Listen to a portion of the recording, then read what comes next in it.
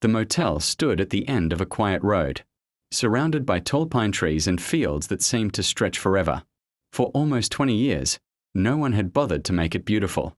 The faded sign above the entrance read, Sunset Pines Motel. Only 3 letters still worked at night.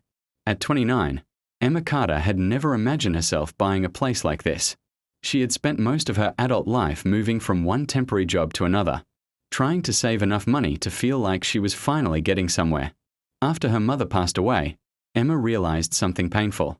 She had been living a life designed around survival, not happiness. So when she saw the motel listed online for an unbelievably low price, she almost laughed. The pictures showed cracked windows, peeling paint, old carpets, and a swimming pool filled with leaves. But Emma saw something different. She saw a beginning. 3 weeks later, she stood outside the motel holding a ring of rusty keys. The previous owner, an elderly man named Harold, had handed them to her without much ceremony. "Place has good bones," he had said. Emma smiled. "Does it?" Harold looked toward the building. "Better than most people." She didn't understand what he meant. Not then. The first few days were exhausting. Emma removed old curtains, pulled out broken furniture, and opened windows that had probably been shut for years. Dust floated through the afternoon sunlight like tiny pieces of snow. Room by room, she tried to bring the motel back to life. She planned to paint everything warm white, replace the old lamps, add wooden furniture, and turn the abandoned courtyard into a small garden. For the first time in years, she felt hopeful. Then came room 12. It was the last room Emma planned to renovate. The wallpaper had turned yellow with age, and one section near the bed was badly damaged. Emma decided to remove it herself. She pulled at the corner. The wallpaper came away with a soft ripping sound. Behind it was old plaster. She tapped the wall. Knock, knock, knock. The sound was different. Hollow. Emma frowned. She grabbed a small hammer. After several careful taps, a piece of plaster broke away. Emma did not sleep much that night. The suitcase remained on the small wooden table beside her bed, exactly where she had left it. She had covered it with an old blanket, as if hiding it could somehow make the questions disappear. But questions did not disappear. They grew. Who was Daniel? Who had written the letters? Why had they been hidden inside the wall? And most importantly, why did the motel suddenly feel as though it had a secret meant specifically for her? The next morning, Emma made coffee and returned to room 12. Sunlight entered through the dusty window, illuminating the floating particles in the air. She sat on the floor beside the suitcase and carefully untied the first bundle. The earliest letter was dated June 14, 1978. Dear Daniel, I don't know if you'll ever read this. Maybe that's why I'm writing. Sometimes words are easier to give to paper than to a person. Emma stopped. There was something strangely intimate about the letter. It didn't sound like an old historical document. It sounded like someone speaking directly from a broken heart. She continued. Your father told me you left last night. He said you were going to Chicago and that you wouldn't be coming back. I don't believe him. You promised me you would never leave without saying goodbye. Emma lowered the letter. Chicago. She didn't know why, but the word sent a strange feeling through her. She picked up another letter.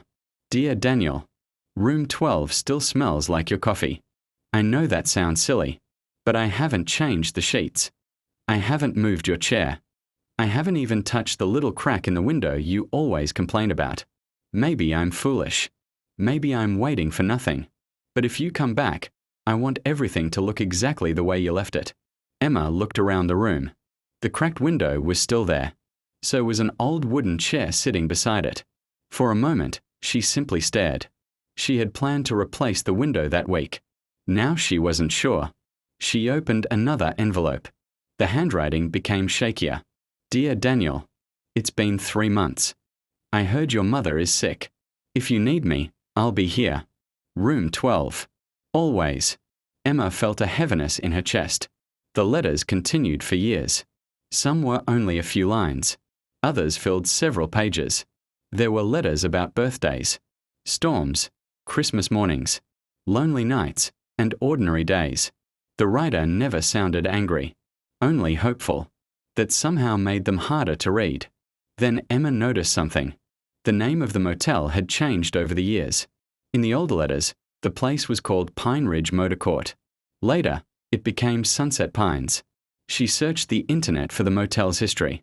The information was surprisingly limited. Built in 1959. Renovated in 1986. Renamed Sunset Pines in 1991. Nothing about Daniel. Nothing about the letters. Nothing about the woman who had written them. Emma decided to call Harold. Emma stood in her kitchen for nearly 10 minutes, staring at the two photographs. One belonged to her mother. The other showed a young woman standing outside the motel decades earlier. They looked almost identical. Not similar. Identical. The same dark eyes. The same soft smile. The same small mark beside the left eyebrow. Emma had seen that mark countless times while growing up. It had belonged to her mother, Sarah. But there was something else. Written beneath the old photograph in faded blue ink were 3 words. Sarah, summer 1978. Emma's hands began to shake. Her mother had always avoided talking about the years before Emma was born. Whenever Emma asked about her childhood, Sarah usually smiled and said, "There wasn't much to tell." Emma had accepted that answer. Until now. She returned to room 12 and opened the suitcase again. The letters were still there, waiting.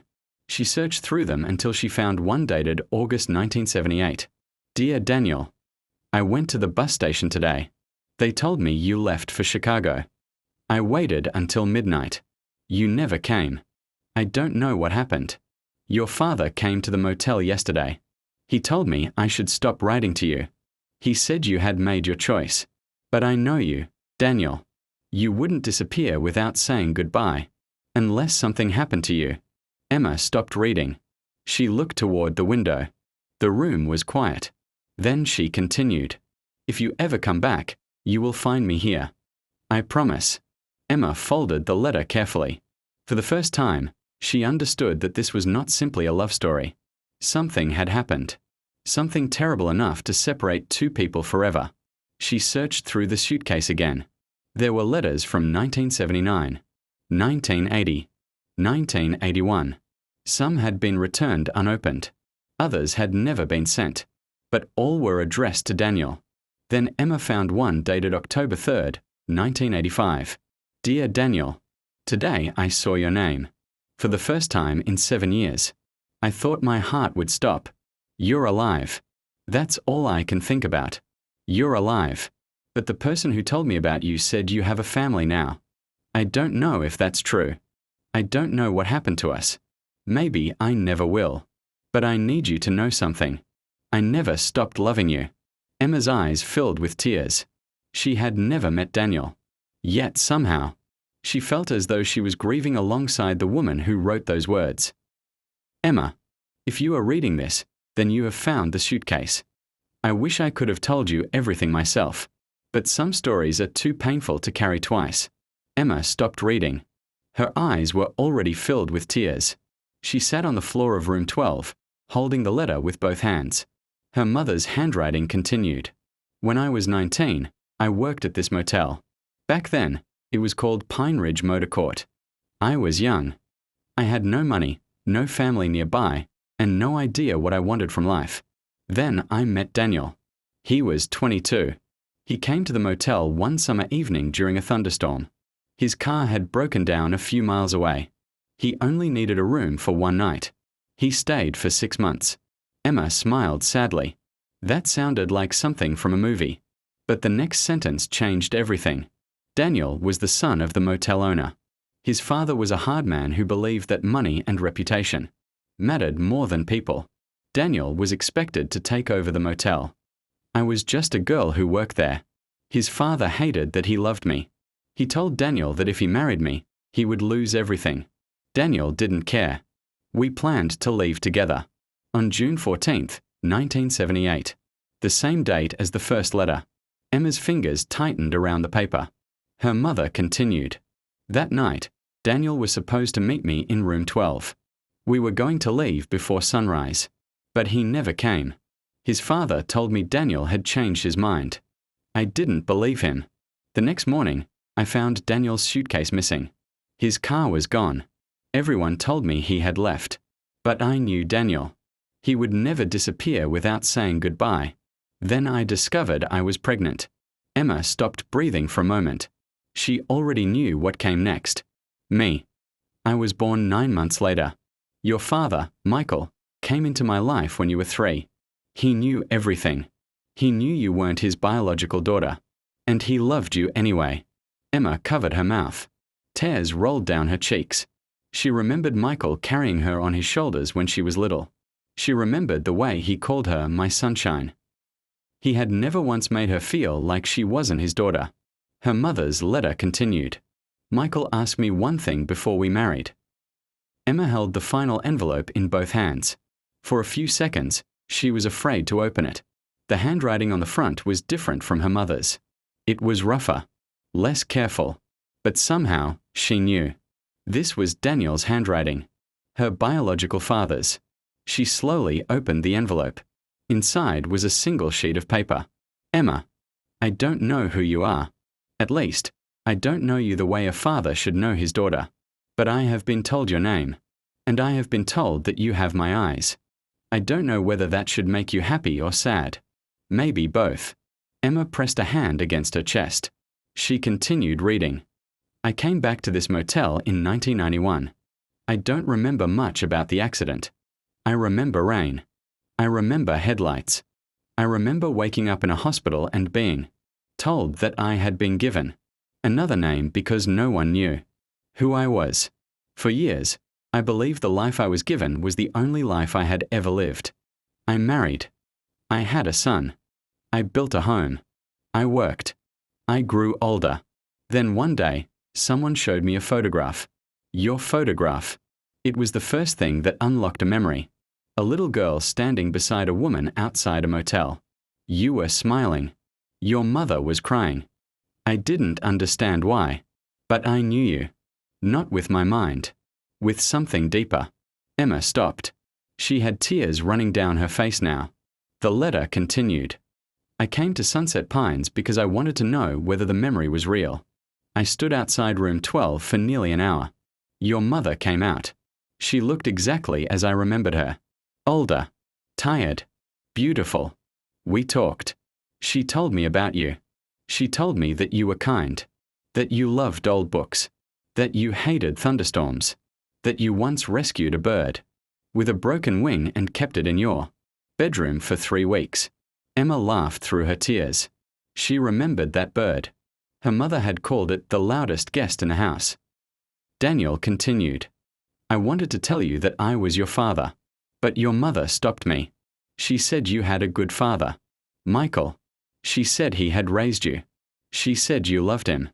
I understood. So I stayed away. Not because I didn't want you. Because I didn't want to take away the man who had given you what I couldn't. Emma lowered the letter. For years, she had wondered why. Michael never seemed jealous when her mother spoke about the past. Now she understood. Maybe he had known. Maybe he had carried the truth quietly because he loved them both. She returned to the letter. There was one final page. Emma barely slept that night. She kept looking at the photograph on her phone. Daniel Reed. 70 years old. Grey hair. Gentle eyes. A wooden porch behind him. He looked nothing like the young man in the old photographs.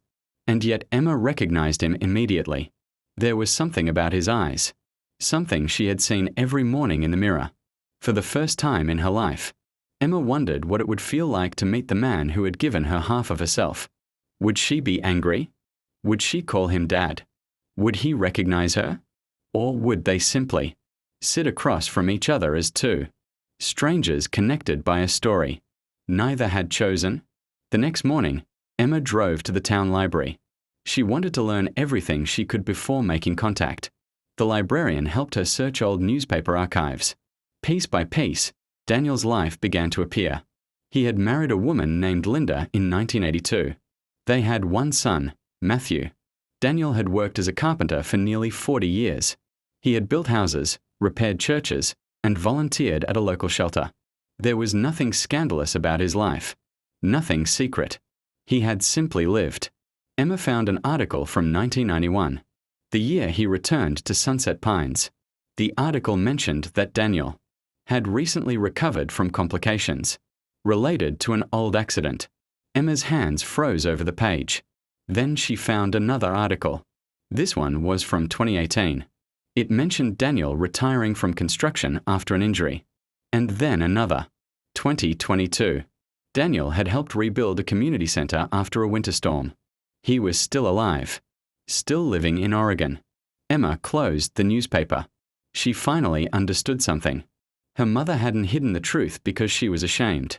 She had hidden it because she believed silence could protect everyone. Maybe she had been wrong. Maybe she had been right. There was no way to know anymore. Emma returned to the motel that afternoon. She walked into room 12. For the first time, she didn't see an old room. She saw her mother at 19. She saw Daniel sitting beside the window. She saw two young people dreaming about a future they never got to have. Then Emma noticed something beneath the old wooden chair. A loose floorboard. She pulled it up. Inside was a small metal box. Emma opened it.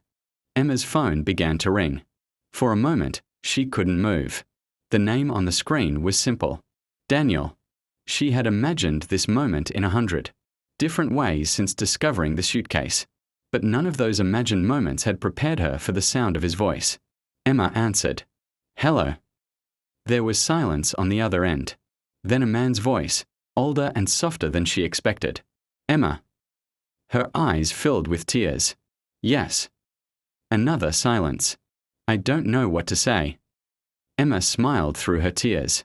Neither do I. Daniel laughed quietly. It was a nervous laugh, almost like a young man's. I've been waiting 35 years to hear your voice, he said. Emma closed her eyes. You knew about me. I knew you existed. His voice trembled. But knowing about someone isn't the same as knowing them. Emma looked toward the suitcase. I found your letters. I know. You knew they were there. Your mother told me she hid them.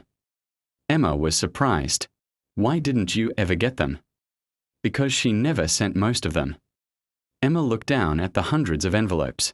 She wrote all those letters to you. I know. Did you love her? Daniel didn't answer immediately. Yes. The word was quiet, but certain. I loved her more than I knew how to explain. Emma swallowed. Then why didn't you come back? Daniel sighed. Because I thought she had moved on. He explained what happened after the accident. He had suffered a serious head injury. When he woke up, his memory was badly damaged. His wallet had been missing. The hospital couldn't identify him properly. 4 months. He lived under an incorrect name while doctors tried to piece together his past. By the time his memory began returning, he had already started a new life. Years later, Daniel said, I remembered your mother. Emma listened quietly. I searched for her. Did you find her? Yes. Then why didn't you tell her you were my father? Daniel took a long breath. Because I was afraid.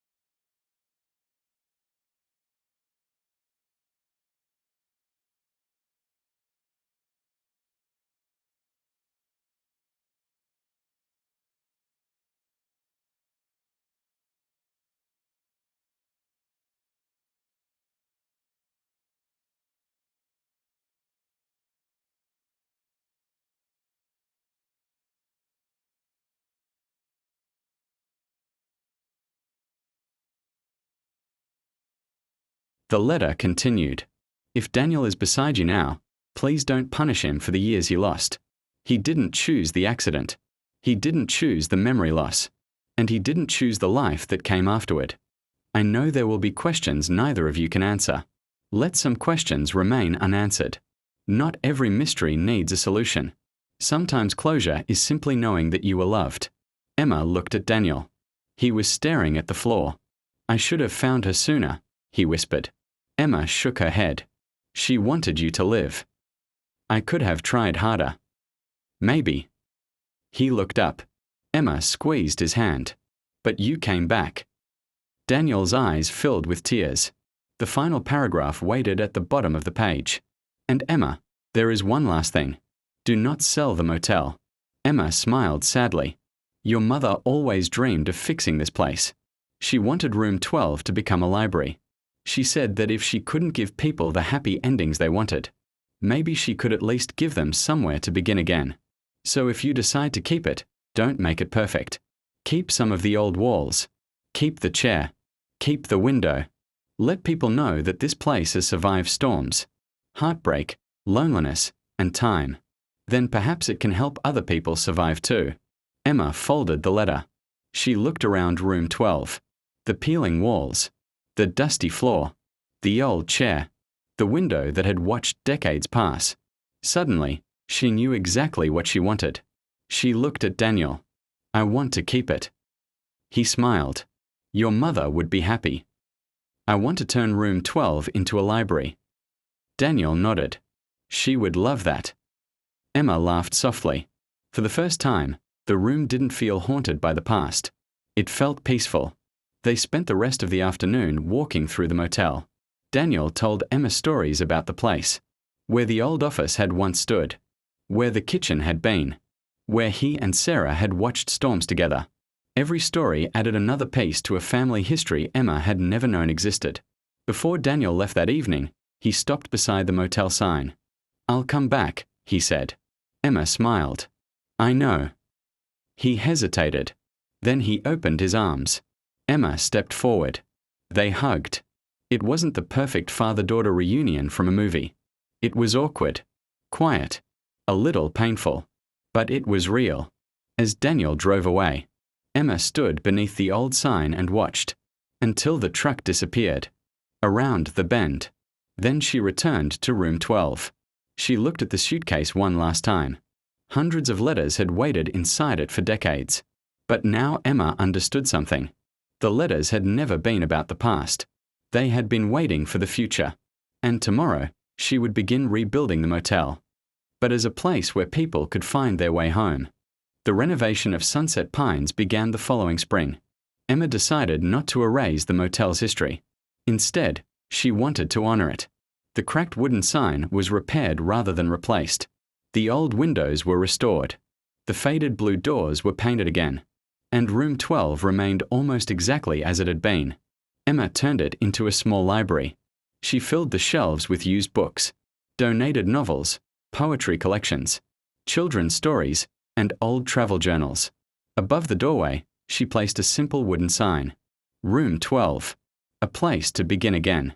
People in town slowly became curious. At first, they came because they remembered the old motel. Then they came because they heard about the library. A retired teacher donated 3 boxes of books. A young couple brought a comfortable armchair. A little girl left a jar of wildflowers on the windowsill. Emma never told visitors everything about the suitcase. She didn't want the motel to become a tourist attraction built around tragedy. Instead, she told them only this. Someone once waited a very long time for an answer here. And somehow, that was enough. Months passed. Daniel visited whenever he could. He and Emma slowly learned how to be father and daughter. It wasn't always easy. There were awkward conversations. There were questions about the years they had lost.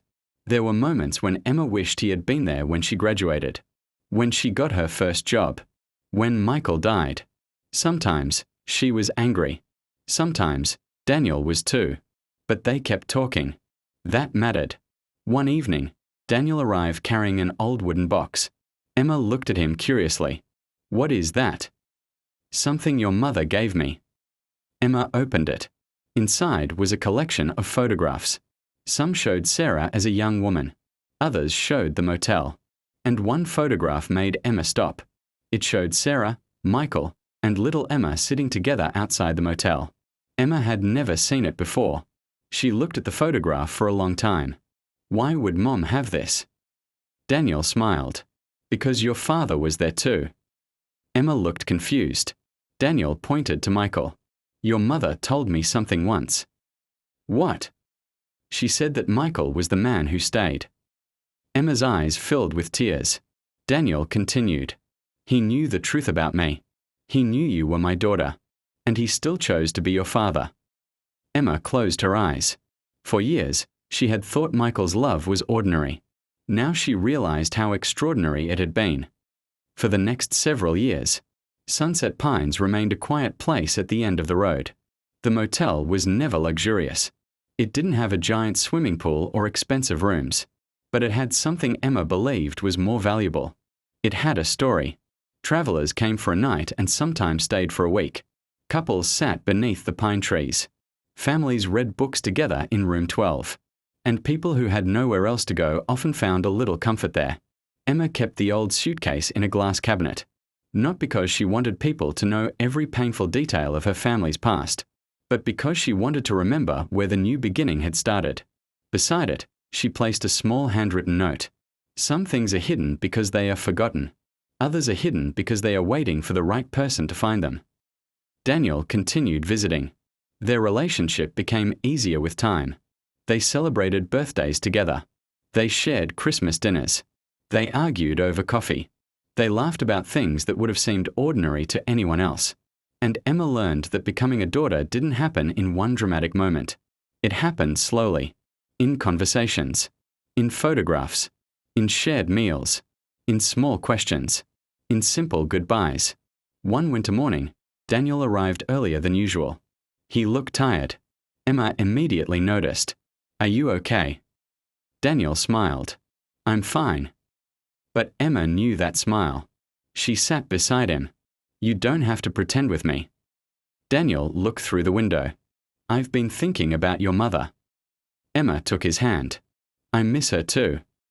I wish I had more time. Emma squeezed his fingers. We all do. He reached into his coat. This time, there was no envelope. Instead, he handed her a small brass key. Emma looked at it. What is this? Room 12. She laughed softly. You already gave me the motel. No. Daniel shook his head. This key belonged to your mother. Emma stared at it. I found it years ago. Why didn't you give it to me before? Because I thought there would always be another tomorrow. Emma's smile disappeared. Daniel looked at her. That's the mistake I made my whole life. He placed the key in her palm. Don't make it yours. Emma hugged him. That afternoon, Daniel left for Oregon. 3 months later, Emma received a phone call. He had passed away peacefully in his sleep. Emma sat alone in room 12 after hearing the news. She cried for hours. Not because she had lost a stranger, but because she had finally found a father, and then had to say goodbye. Weeks later, Emma began cleaning out the old suitcase. She had read almost every letter, but there was one small envelope she had never opened. It had been hidden beneath the lining. There was no date, no name, only one word. Emma. She opened it. Inside was a final letter from her mother. My daughter, if you are reading this, then you have already found everything I tried so hard to hide. Maybe you have met Daniel. Maybe you have forgiven him. Maybe you haven't. Whatever you feel is okay. But I want you to know one thing. I never wanted you to inherit my sadness. I wanted you to inherit my courage. I spent too many years believing that love was something we lost. Now I understand. Love is not lost. It changes shape. Sometimes it becomes a memory. Sometimes it becomes a child. Sometimes it becomes a place. And sometimes, if we are lucky, it becomes a second chance. Emma wiped away her tears. The final words were simple. If you ever feel alone, go to room 12. Open the window. Listen to the trees. And remember that your life began with a love story. But it does not have to end with one. You get to write the ending. Love. Mom. Emma folded the letter carefully. Then she opened the old window. Cold air entered the room. Outside, the pine trees moved gently in the wind. For a moment, Emma imagined her mother standing beside her, young, smiling, waiting for someone who never came home. Then Emma looked at the motel, at the restored rooms, at the little library, at the families laughing in the courtyard. And she finally understood. The suitcase had not been a treasure chest. The letters had not contained money. They had contained something more valuable. A forgotten history. A mother's love. A father's regret. A daughter's second chance. Years later, when Emma herself was old, she would sometimes sit beside the window in room 12 and tell visitors the story. She never told them every detail. She simply said, "Once, someone hid hundreds of letters inside these walls because she believed nobody would ever read them." Then she would smile. But someone eventually did. And whenever a young traveler asked what happened to the people in the story, Emma would look toward the old suitcase. She would say, "They found their way home." The motel remained at the end of the quiet road. The sign still read, "Sunset Pines." Room 12 still had the old chair, the same cracked window, the same wooden floor. But the room was no longer filled with unanswered letters. It was filled with books, flowers, warm sunlight, and the quiet sound of people turning pages. Because sometimes, the most beautiful endings aren't about getting back what we lost. They're about discovering that what we thought was the end was actually the beginning. And somewhere behind the old motel walls, where hundreds of letters had once waited in darkness, Emma finally understood the greatest message her mother had ever left her. You cannot change yesterday, but you can choose what tomorrow means. So Emma kept the motel. She kept the letters. She kept the key. And she kept room 12 open for anyone who needed a place to begin again.